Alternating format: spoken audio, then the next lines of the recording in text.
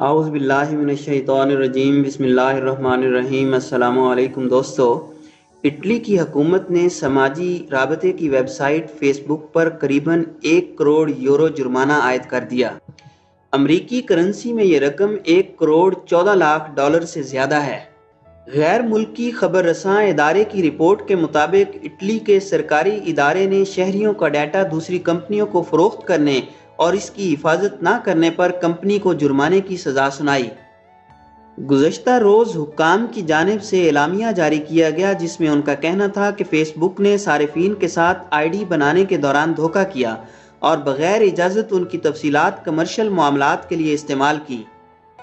اعلامیے میں کہا گیا کہ کمپنی نے دھوکہ دہی کے ذریعے صارفین کا ڈیٹا دوسری کمپنیوں کو فروخت کیا، جبکہ فیس بک نے سوشل میڈیا استعمال کرنے والوں کو یقین دہانی کروائی تھی کہ ان کا ڈیٹا کسی غلط کام کے لیے استعمال نہیں کیا جائے گا۔